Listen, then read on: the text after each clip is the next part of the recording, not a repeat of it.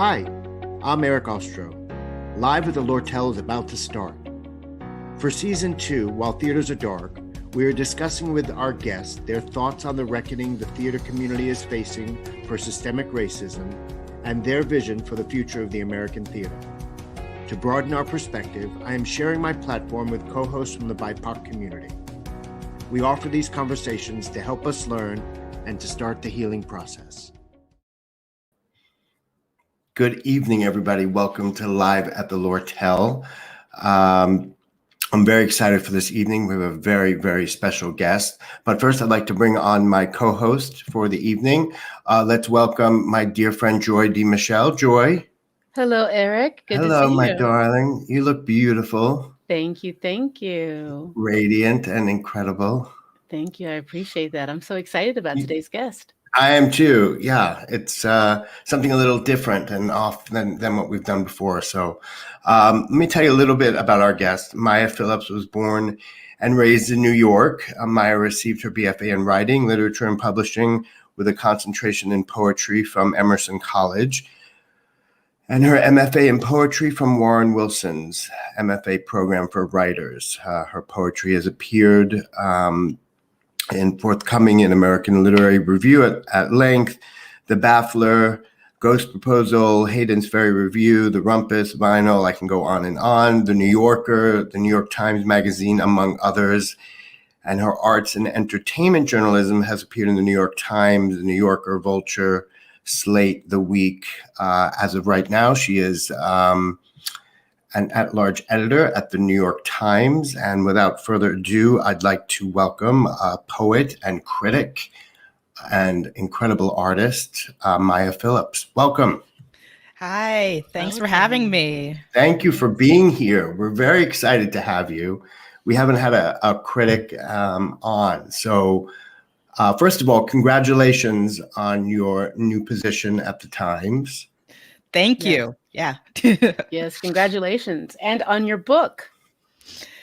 Which book? You have a book coming out, right? Yes. I'm still working on that one. Yeah. Nice. And I'm sure everybody's waiting with bated breath.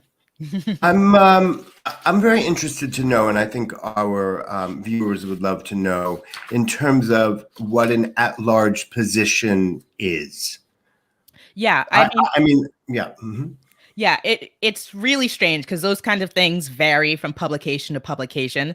And Right. So at the New York Times, it means that basically I'm a free-floating critic, that I have free reign to pretty much write about whatever I want to. But for me, my main beat is theater. That's where my biggest interest is. And so I get to kind of like have a seat in the theater desk, but also dip into movies and TV and like other areas as I want to. So it's just the ideal for me. So as an at-large editor at the New York Times and critic, are you? I'm always interested to know. Is it assigned like what show you go to see, or is it you say, oh, you know what, during the pandemic, obviously, I mean, you can review Zoom shows, etc. But you say, oh, I really like to write something on, a new show that's going on Netflix. How does that work in terms of who's assigned what and what you can bring to the people to ask to do? Yeah. Well, first off, I'm just a critic. I'm not an editor. And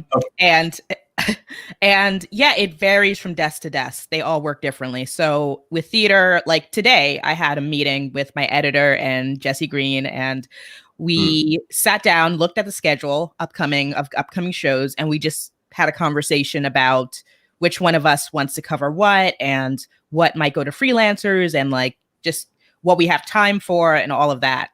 It was just like a regular planning meeting. And with the other desks, for movies and TV, I usually tend to pitch those articles just depending on what I'm interested in, what I'm watching. And with movies, I tend to get assigned a lot because they know my interests. Like I'll get a lot of animated movies. I'll get like some nerdy things. So yeah, it's just a mix. Like it's a combination of me pitching things and just like getting shot emails from editors from all the desks. So yeah.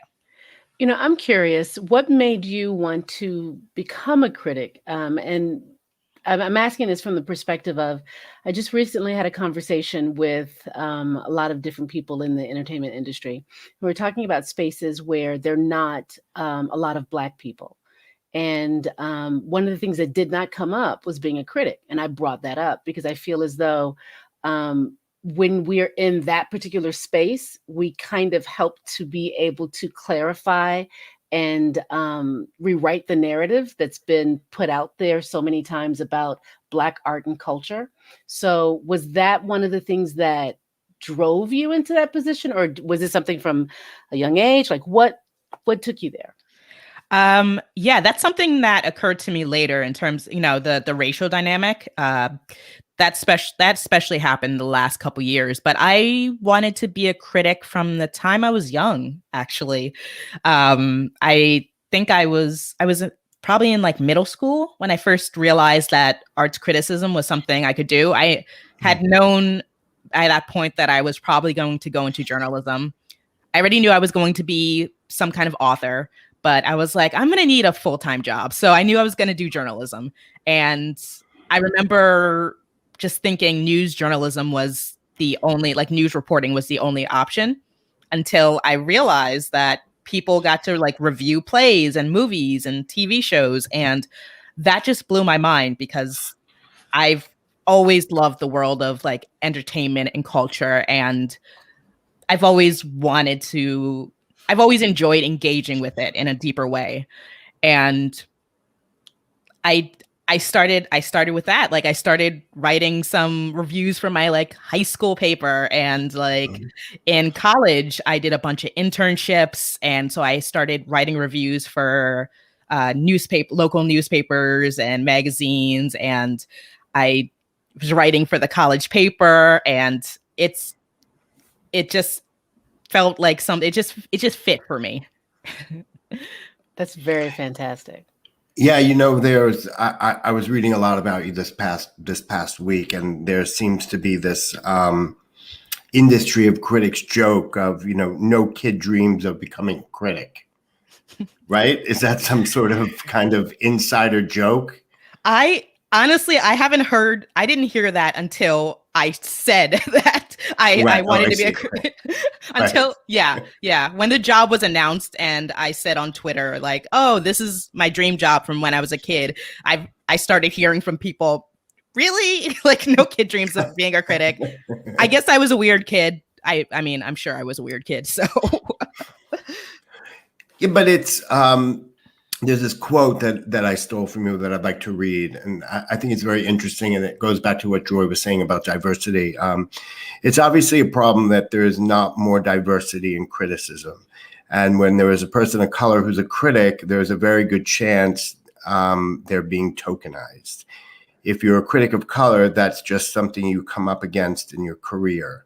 It's an unfortunate reality. A lot of these critics of color are not in a position where they feel like they have the authority or agency to speak up and represent themselves in a way that is not just as the token on staff or a token freelancer, but the extent that they can. I think a part of that is on the writer to feel comfortable enough to say when they feel that they should be the voice representing whatever art. And if they don't want to be, that should be okay too. Mhm. Can you talk a little bit about that? I found that fascinating, and I would love for you to talk a little bit more about it. yeah, it feels like something that, like, I feel like most people of color will come up against this, and it's not just critics, it's just living your life. You're put in many situations where people look to you to be like, can you explain this element of your culture, or can you explain this? It'll be like at a party or in your office. So I'm just talking about my experience within criticism, that's where I've seen this come up. And it's tough. Like, there's not that many critics out there, and there's definitely not that many Black female critics, not that many Black young female critics, and there's pressure from all sides, honestly. There's pressures from like certain editors who will look to you and, you know, want you to take certain assignments because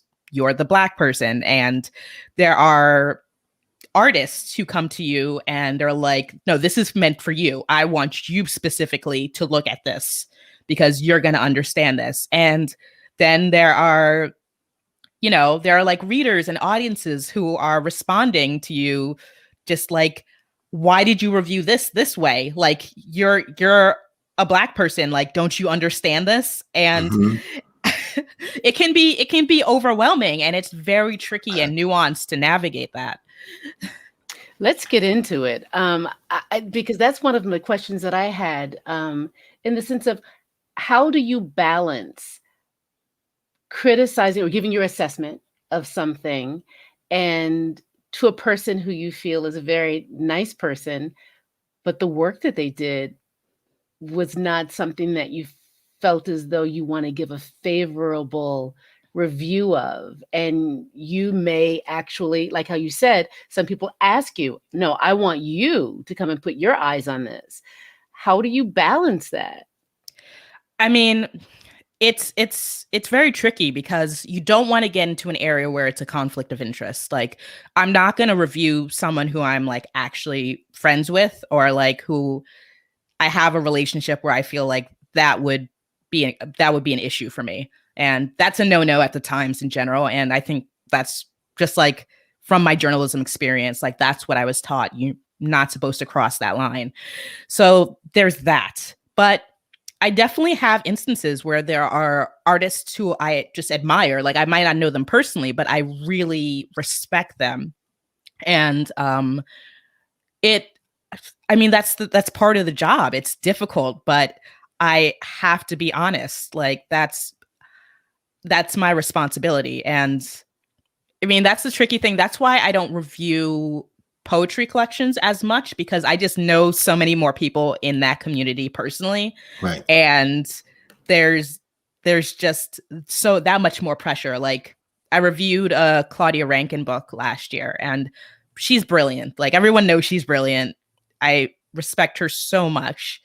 And I wasn't a huge fan of the book, and it was a really difficult review to write for that reason. But I was like, I feel like when I get self-conscious, I just think this is me doing my due diligence, and I have to be honest, and that's respecting the artist. Like, if I feel like I need to softball it or, you know, be dishonest in some way, that's like being, you know, that's hurting the artists as well. And that's hurting readers because they trust you to, you know, actually consider something honestly. And if you're not doing that, then it's not benefiting anyone. Right.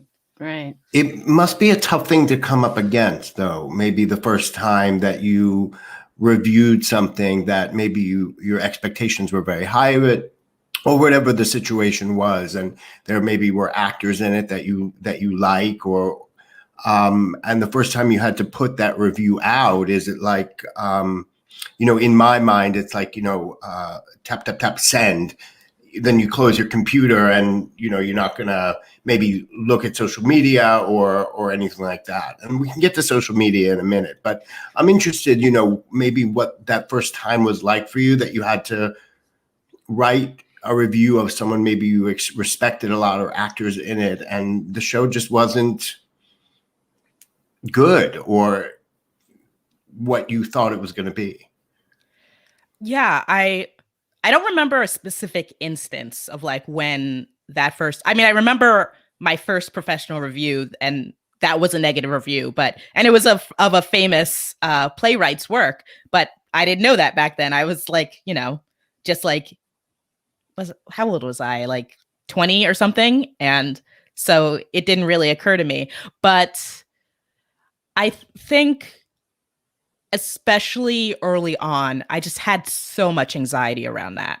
Like, if I was really in love with the writer of something or like the actors or whatever it is, and I just didn't think it lived up to it, I would really doubt myself, and I would just imagine like that it would affect my critic cred.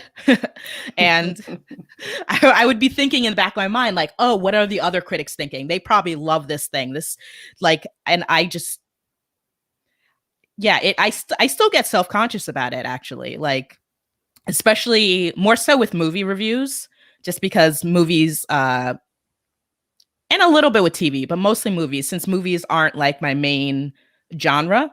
Sometimes I'll dip in there and I'll get, I start feeling like I get imposter syndrome. But I have slowly been building up against that and just kind of learning to trust myself. And most of all, learning to trust the way I think, even if, because it's not about the final answer. It's not about whether this is good or bad. It's about the way I arrive at my argument and the dialogue I'm having with the reader through that.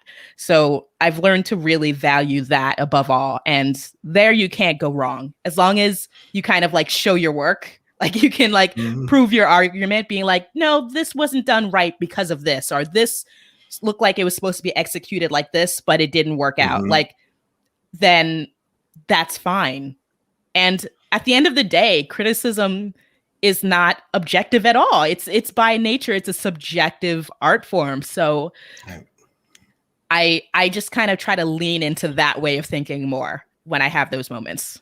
I love that you said that it's about how you arrived to the conclusion that you arrived to.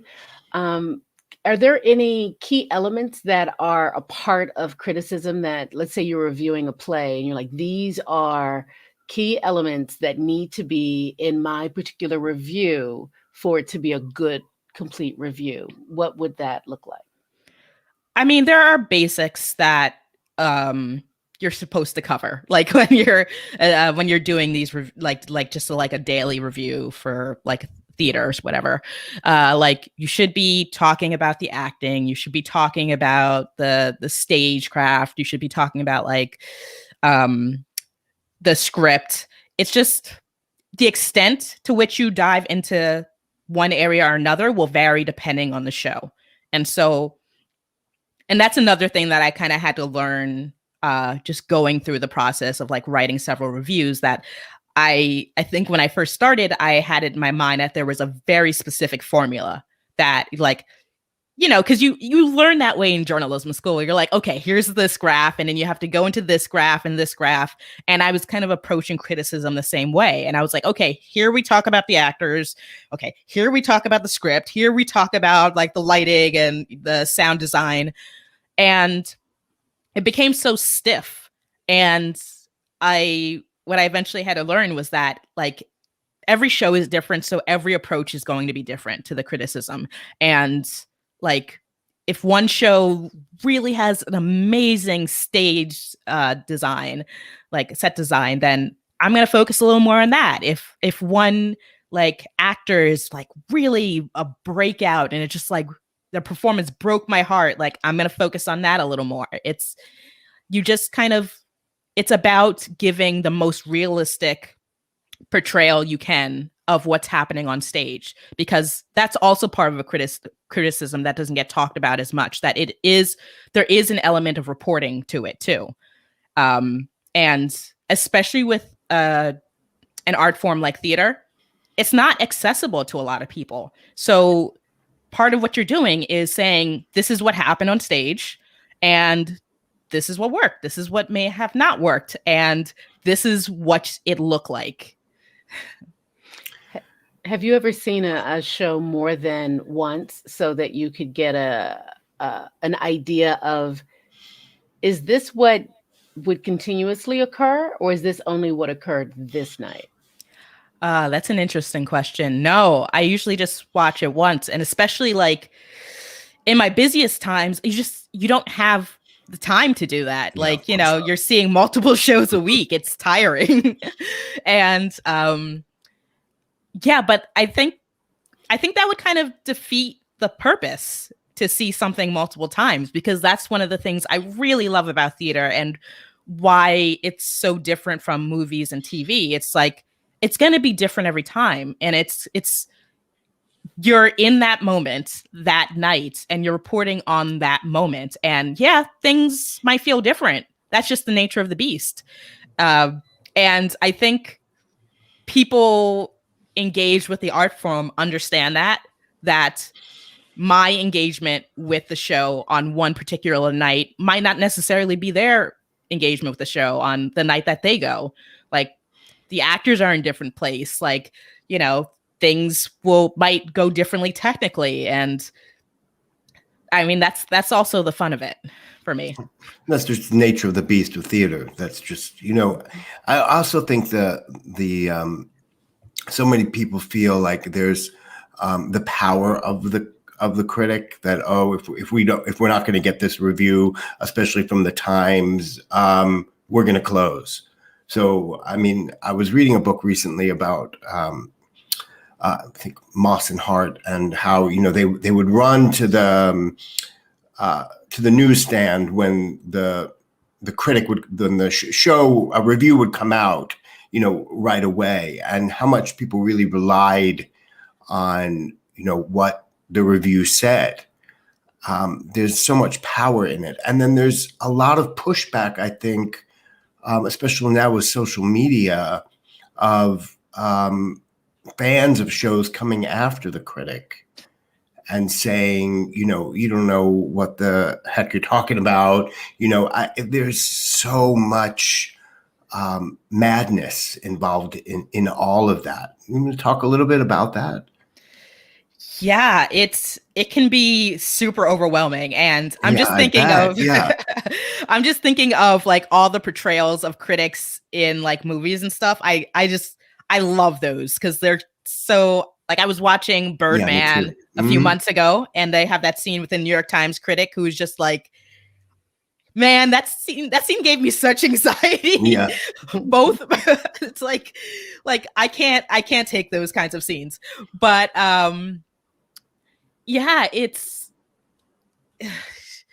I don't know, because I also come from, you know, like you mentioned my book, like I'm writing a book on nerd culture, and that's a big thing for me. Like, I'm a big nerd. I go to conventions and all of that, and like I get the worst response, honestly, when I talk about fandom or like talk about anything nerdy. Like, those people come after me, and it's something. How so, though? I'm interested. You don't have to give any, you know, examples, but how are they coming after you? Are they coming after you on social media, or are they hitting you really hard? Yeah, it comes on social media. Like, I just get bombarded with comments about like, I don't know what I'm talking about. Like, are you like, I get a lot of, oh, you must be unhappy. Like, because this was a negative review, so you must like be sad with your life. And I was like, actually, my life is quite nice, but okay. Do you respond to it? Do you say, or you just kind of ignore it all? It depends. Mostly I ignore. And again, that's like the preferred times policy. Like, and it's not healthy. Like, you know, it's so exhausting to try to engage with all of those people, because they don't actually want to engage in a real way. Most of them, like, just kind of want to throw their things out.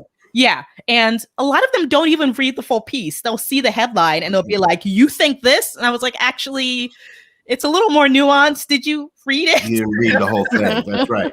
Yeah. And I also get like emails of people just to like rag on me and like my thoughts, and to mansplainers too. I get a lot of mansplainers. And really, yeah. But for mansplainers, that really bugs me. So I'll respond to them sometimes, especially if they're trying to tell me.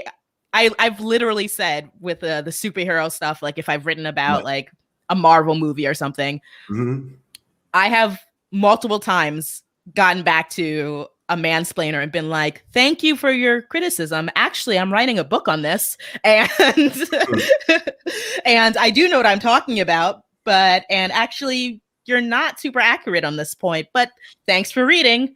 Have a good day. So you're always very positive. You try to spin it into a positive about, as opposed to going after that person that they how they came after you. Yeah, that, like, I don't need that kind That of doesn't get anywhere. It doesn't. Yeah, I don't need to engage in that kind of energy. So I've definitely had to like avoid those kinds of exchanges even more so, like, because as soon as I started at the Times, like my visibility shot up so much that I, like, just on a daily basis, I get so many emails, I get so many requests, I get so many reader responses. So I just kind of have to like keep on going, just focus on the writing. We have a question from the audience. Maya, do you write the headlines for your own reviews? It depends. Sometimes I try, but they're usually just suggestions because I hate writing headlines. I don't think I'm very good at it. So a lot of the time it is editors. We're right now in the middle of what I would call a true transformation in the world. So we've got the pandemic, we've got civil unrest, things are changing. Artists will be going deeper. And I think writing about things that typically artists of color have shied away from because they're afraid that, people might not actually get it. But now there's so much work that's being done around diversity, inclusion, and all this sort of stuff that I expect there to be some amazing work that comes out. Do you think that, because in the space you're in, there are very few Black people, do you think that the, I would say the army of critics that are out there are ready for the major change that's about to happen in arts and culture? Oh man. Wow. Whew. I think some critics are ready, but I think a lot of critics are they have a very narrow idea of what criticism is and what their art form is and should do and what it should look like. And it doesn't necessarily mean that they're like, racist or anything like that, although I'm sure some are. It just means that, they might not be aware of their blind spots, and that affects their criticism. And everyone has blind spots. I have blind spots too. But I think with criticism, unfortunately, it's such a hard field to get into. There's just not that many of us, and when you become a critic, it's like you hold on to that job for life. So there's a whole school of critics who've just been doing this for so long and like are used to like the old school kind of like daily criticism, the very straightforward, like cranking out these reviews and seeing, as I said, seeing like a certain kind of play or certain kind of movie or certain kind of, TV show. And I think it'll be good. I think it'll be a good exercise for those critics to be confronted with the changes, because already like just the pandemic itself has forced a lot of critics to adjust in ways that they haven't been comfortable with. And that will continue to happen in terms of like the demographics of these art forms too. So what words of advice would you give to the artists that are out there? Because as Erykah Badu, once said, I'm an artist and I'm sensitive about my shit. So what would you say for artists that go deep and they take those risks, and then somebody comes from the old guard and completely misses it? But people don't want to write to the critic. You don't want to write to or perform to what you think people are going to deem acceptable. You want to be honest in your creativity. So do you have any words of advice for those people who are taking those risks? Because I expect things to be very different once theater opens again. Yeah, those people should just keep taking risks and like screw those critics then. Like I say this as a critic myself. Like, Mhm. I mean, it's just one person's opinion. And it's unfortunate that, like, I'm saying this obviously as a person at the Times, which is an incredible but like intimidatingly large platform. Like, you know, it's unfortunate that there's so much value placed on certain critics' opinions and that can overshadow like other responses. But in reality, that is just one person's purview. And like, you should just do the work you're going to do, and there will always be an audience.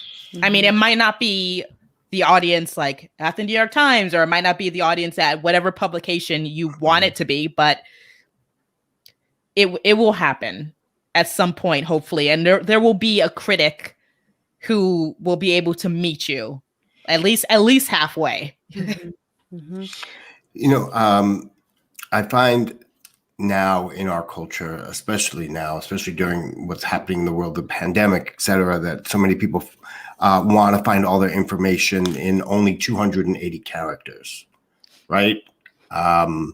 With Twitter, you know, people just want to get just a little bit of something. Like even you said before, if somebody read one of your reviews, they only read maybe 2 lines of it, and then they come for you. Do you feel like I mean, obviously we need a change, but do you feel a change of any kind coming in terms of what it is to write reviews and people reading the whole things, and are people being more willing to have a dialogue when it comes to reviews, or am I just being a horrible cynic? I mean, I might be taking the opposite route there, that like I might be a little bit too hopeful here, but Mm-hmm. but I mean, I do believe that people still want kind of that deeper engagement with whatever they're watching. And you know, that Twitter is Twitter is so shallow. It's not, it's like candy, you know, you need a full meal. Like, and that's what It's good not even an appetizer. It's yeah. candy. You're right. It's just very Yeah, not even very good candy. It's no. like the candy you get like at like your grandpa's house. It's just like Like or those like, circus peanuts, right? yeah, it's real old, kind of stale. It's like, Mm-hmm. yeah. So I mean, and this might be I'm surrounded by people who, you know, love criticism. They love reading that in-depth those in-depth thoughts, and I personally love it too. Like, that's part of the reason why I do this, because I was, you know, a kid reading these reviews too. So You know, you are in a very unique position. You are a critic and you're an artist yourself. So, talking about your poetry and about what's happening with artists, do you see there being an influence on yourself by what's happening in the world, by the pandemic, about the civil unrest? Do you see it influencing the book that you're currently writing, or does it have you thinking about other things that you're creating as well?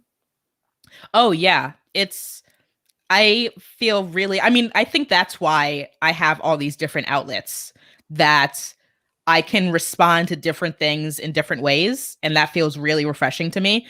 That, like, you know, in my criticism, a lot of the things that come up about, like, you know, Black Lives Matter and just in general, like, diversity, like, that comes up a lot in my work and at the Times.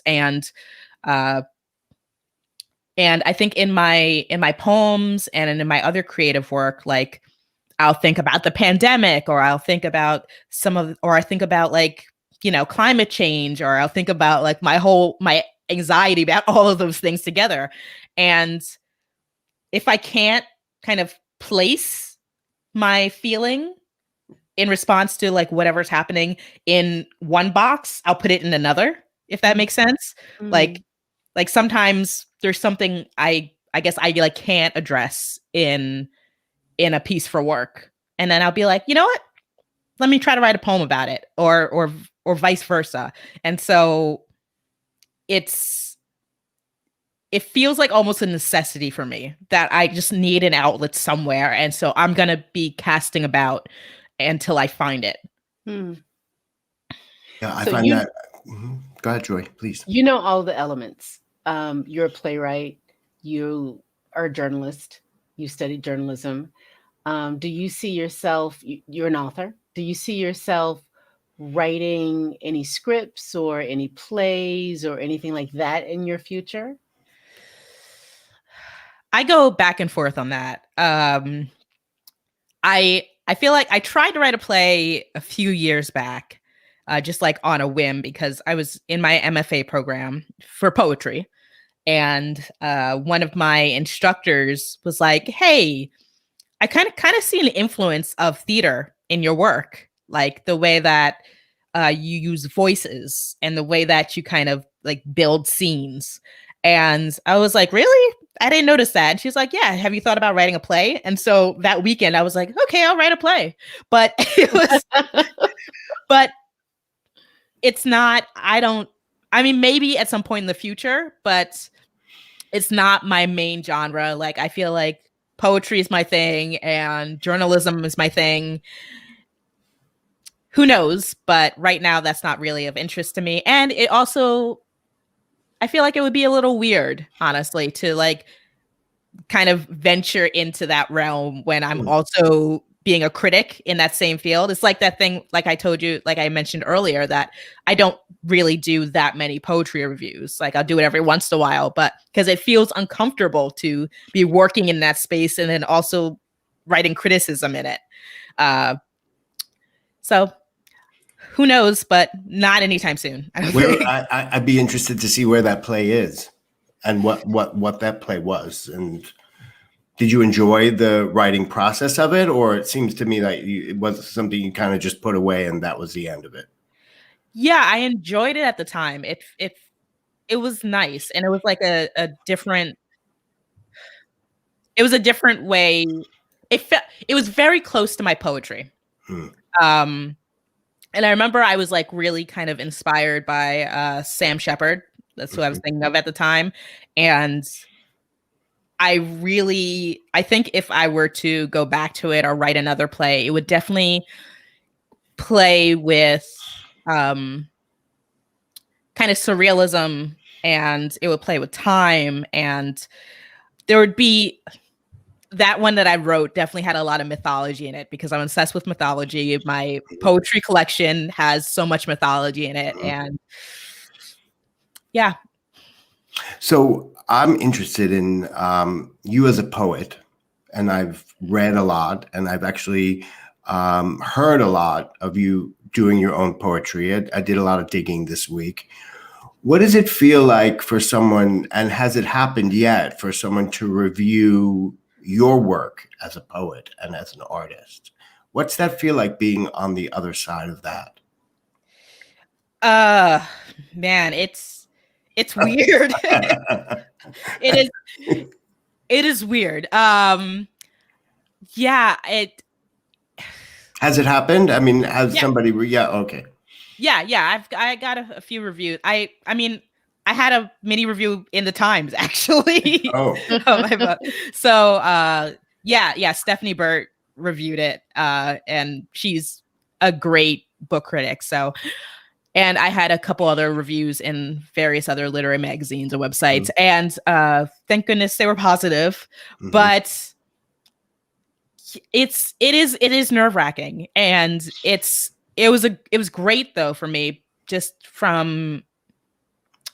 thinking about my position as a critic, because I have that empathy for these artists. Like I have that in mind when I'm writing. Like I don't take it lightly when I'm reviewing someone's work, especially if it's like, like someone who's like off Broadway, like they're new, they don't have that many resources yet. They're like kind of trying this out. Like I'm not gonna just like heartlessly tear it down. Like I'm gonna be honest, but I'm gonna keep in mind that this is also an artist putting their heart and soul in this piece, and I know what that feels like.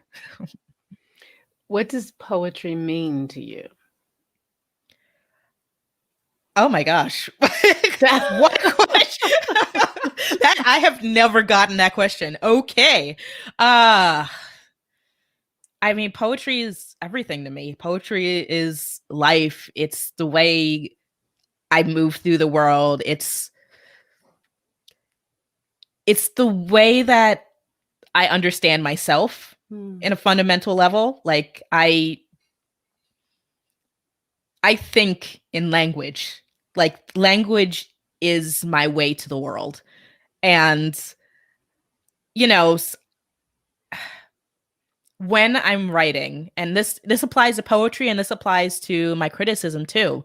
Like I am writing my way through my thoughts. I'm like finding my thoughts through the language. I'm finding my feelings through the language.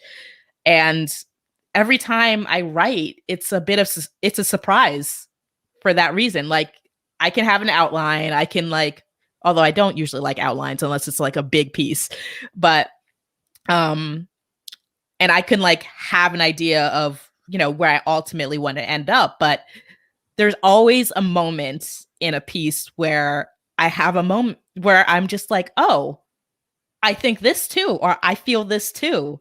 And that is the wonder of what I do. And that's what I love. And again, that's just every form of writing. Like if it doesn't have that, then it's not true. That's beautifully said. We have a question from one of our audience members, if it's okay with you, from Ken Weiler. Do you think there will still be a place for online performances even after the pandemic? If so, what will online theater look like? Will theater companies continue to mount online plays? I mean, I really hope so. But I think it might be a little more complicated depending on, if the theater companies like have the resources to do that, if it makes sense, if there also like might be some complications with like the unions, because I remember that was an issue, especially early on in the pandemic, about like, does this qualify as like a performance or is this kind of like a filmed thing? And I do hope that there are ways around that, and that I think that some companies, I think especially like some of the smaller ones that have really come up and have really kind of embraced that form, like I think those might still stay. And I think that would be great. But I would really love to see a model where like even the big kind of Broadway houses have an alternative option where, in addition to like actually going in and sitting in the seat and like having that live experience, that you can also opt to, pay some money, not the cost of a Broadway ticket, but something affordable, and like watch it from your home. And then theater would be so much more accessible to so many different people. And that's in terms of, the finances, and that terms of the geography and just so many things. Because just think about Hamilton. Like how many people got to see Hamilton last year because of Disney Plus? Millions. And I also think so many small theater companies that are, really, hitting up against their financial, going bankrupt, having no money. It doesn't cost very much money to put something up online as opposed to producing a full-fledged play or musical of some kind. So hopefully the smaller theater companies will be able to do things like that, as well as the large ones as well. Oh, what was that like for you to review your first kind of Zoom theater piece? And I mean, for all of us to enjoy it well. Joy and I work together online on things and plays, and the first time you're in it, and then the first time you kind of see it, it's daunting, right? Before we even, what was that like for you the first time you had to review something on Zoom? I mean, daunting is right, because I was like, this doesn't feel like theater. What people are in their little, laptop windows, like what's going on here? But, but I mean, I feel like I'm a critic who's very flexible to change. And like I write in so many different forms. I spent so many years kind of like hustling and like freelancing for so many different publications and like writing in these different styles and kind of adapting. So it was just another thing I had to adapt to. And I think the biggest thing that tripped me up actually was the experience and how that felt so much different, and how I had to like really bring my attention to the work in a different way, because there are so many distractions, at home. You're just like sitting there, you're like, oh, I could get up, get a snack, or like, if you like you hear things outside your window or all of that. And that was really tricky. But I feel like I definitely gotten to a place where now this is the norm, strangely enough. And it doesn't feel so strange. I mean, it is also something that like, it's also weird to kind of have to kind of take like test a bunch of things. Like you're like dip into things and be like, okay, at what state is this in? Is it like really kind of low budget? Like, is it kind of people just sitting in their kitchen doing it? Or is it like a whole production with like, all the technical aspects and all of that? So it's not like back in the day where you would sit down and be like, okay, I know this theater company, and this is the kind of like, this is the level of production that I'm going to review. Like it's like you sit down and you're like, okay, we'll see what we get. Yeah, that's interesting. But they've gotten, so many of them have gotten better too. Yeah. With people have really honed their craft in on directing and moving pieces, and they've really come a long way in a year. To see something that was put up by a certain theater company, let's say Rattlestick, when they did something all the way back in June, to what they're doing today is it's incredible. And the acting, the listening and responding between actors on video was very tough. But I think we're getting more used to it now, and it's the quality is so much better. Yeah, there's definitely a big change, like from the early pandemic days to now. It's been great to see, actually, and I hope a lot of companies really pick up on like a lot of the experimental things they've tried via Zoom, because like I've seen people like using gaming to kind of deliver different types of shows, or like I had to get an Oculus device and like do a VR kind of review of a show. And I was like, this is so crazy. And something that maybe, I'm sure people were already doing this before the pandemic, but like, it just has encouraged so many people to try all these new things. Plus, you had to do a virtual reality kind of review of a play, and wow. It was difficult. It wasn't even just like a regular play. It was a opera that was also a murder mystery in VR. So there's a lot of elements at work there. And I had to like think about like the kind of virtual acting, which was via avatar, but they were like live motion. I don't know. It was a lot. That's really exciting to hear you talk about, because you went to Emerson, right? Yeah. And my daughter was thinking about going to that school, so we went to go check out their program, and they have in their film department a VR cinematography program. And I remember thinking, like, I don't get it. I don't like, what are how are you doing cinematography with all these, little moving parts? So to see that right now, this is a space for all those people who have been sitting behind their computers making all this magic happen, that they're like, this is our time. People will get it now. So that's really, really, really exciting for me to hear you talk about, because otherwise you're just kind of waiting for some investor to give you the money so that you could do this big project and try and compete with big box office films. But now this smaller medium is allowing people to get introduced to what that is. So that's really exciting. Yeah. Yeah. We have another question for you from NCS. How do you think social media has changed or adjusted the role or the voice of critics? Oh, wow. Yeah, I think that critics are expected to respond more quickly now to things because like everyone, I feel like a trailer drops for a movie and everyone on Twitter is like, "Oh, I have these thoughts about this." And so Right.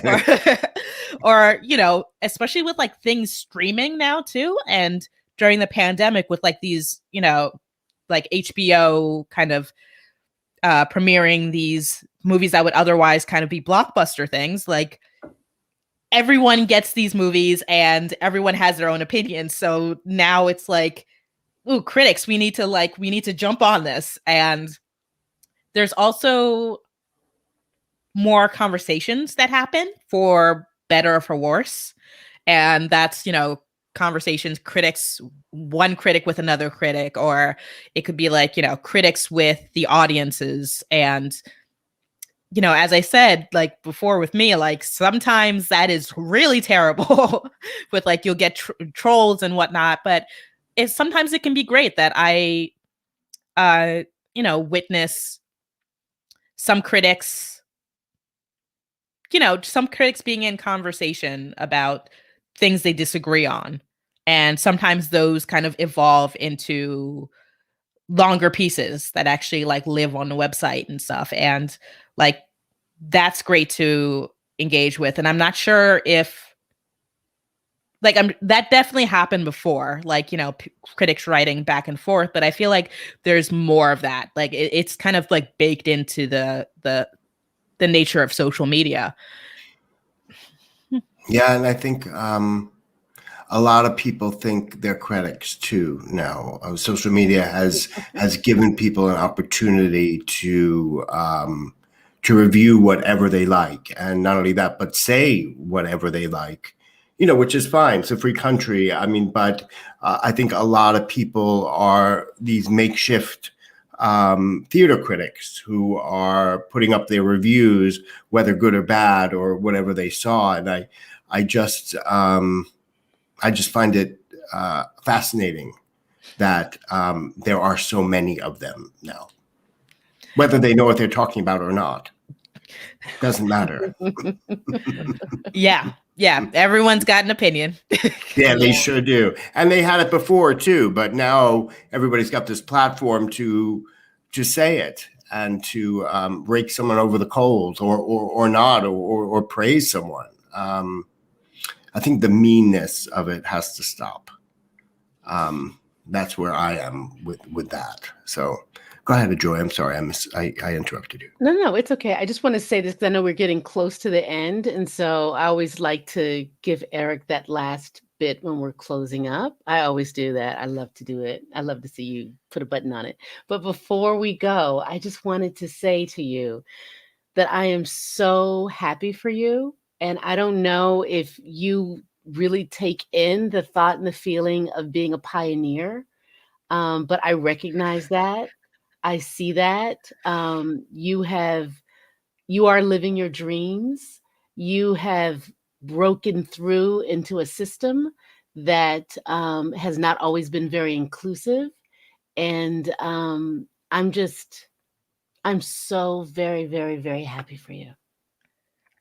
You're just gonna make me cry right now. like, thank you so much. It's lovely to hear, and I do feel lucky to be in this position. And it is a good reminder, because I am a writer and I'm a neurotic writer, as so many of us tend to be. So, I do sometimes have those moments where I'm like, not sure I know what I'm doing here. Yeah. But I recognize that Yeah. you are young and I am in the presence of greatness. Like, I really recognize that. So I'm very, I, very, very happy. Thank you so much. I could not agree more, and I think pioneer is a great word for you. You're doing a lot of things, and you're spreading your art, and I'm so happy of your role at the Times now.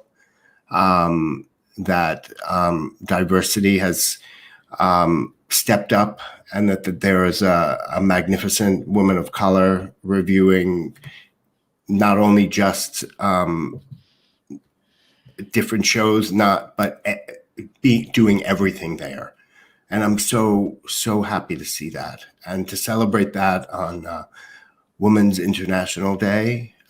We're so proud to have you, this young pioneer, to celebrate you on a day like today. We are very grateful that you're here, and we're very grateful for your art and your poetry and your artistry.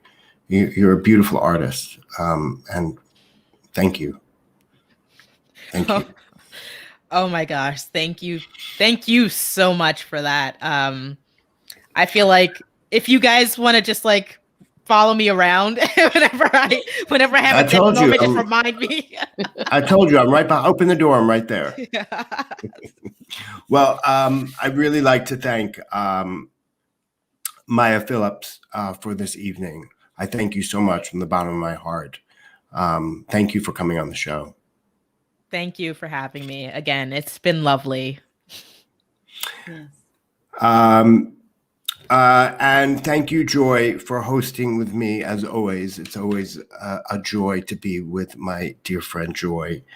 Next Monday, Joy and I will continue our Women's History Month interviews with legendary Broadway and off-Broadway producer Liz McCann. Very exciting.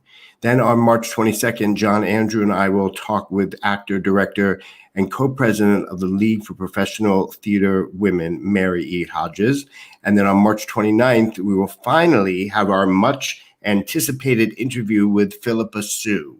So all you Hamilton people, there it is. You can stop IMing me or whatever it's called. I promise you March 29th, unless something horrible happens, but she will be here March 29th. I'm very excited for that. We hope you enjoyed our show. If you did, please like our video and subscribe. And for news about upcoming guests, follow us on Instagram, Facebook, or Twitter. We will see you next Monday at 7 o'clock. Thank you so much for joining us, ladies and gentlemen. Please stay safe. Please wear a mask. I know it seems like the end is near, but stay safe. And thank you all so much. Have a wonderful evening. Thank you to my guests again. Have a great night.